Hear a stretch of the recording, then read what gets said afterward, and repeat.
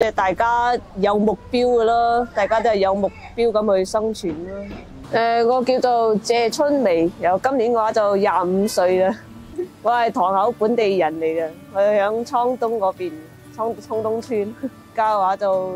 畢業咗差唔多3年幾啦。嗰時都未話確定響塘口呢邊做嘢嘅，嗰時係響塘口空街嗰度見到啊 CJ 就向我伸出橄欖枝啊，問可唔可以即係去幫工作室嗰度幫佢做嘢。咁嗰時懵懵地咁啊，心諗啊離屋企都好近啊，咁冇咁多即係生活上嘅支出，咁啊應承咗嘛，開始響塘口呢邊做嘢咯。本人其實唔係好中意嗰啲城市嘅快節奏生活，太壓迫啦。好似廣州咁，雖然有好多人來人往，但係人同人之間嘅距離好近，但係好似心同心之間就好遠。你見到個個人行，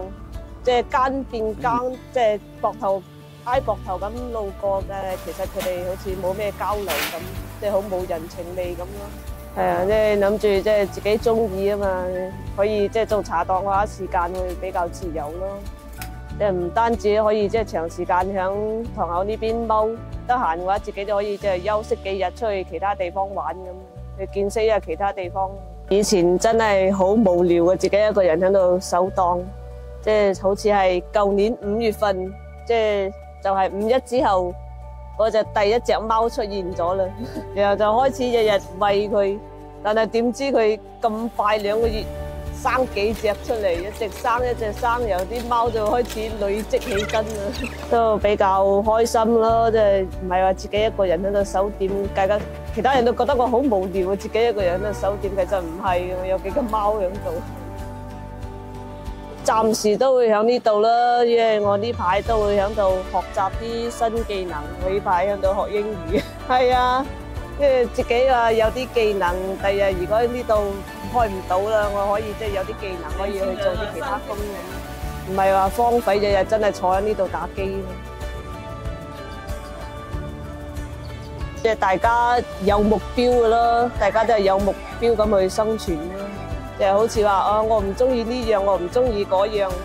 我啲人就基本上已經係失去晒人生目標。即係佢自己唔知道自己做乜㗎嘛，咁佢叫做咩啫？即係好似我咁，我想去旅遊，咁我就搏命賺錢，係啊，籌劃咗好耐㗎啦，想去新疆嗰邊旅行。我覺得同塘口依家嘅話就其實都係響一個發展嘅一個發展中期啦，就未即係所有嘢都仲響度建設緊。當然都係希望未來嘅話，就所有塘口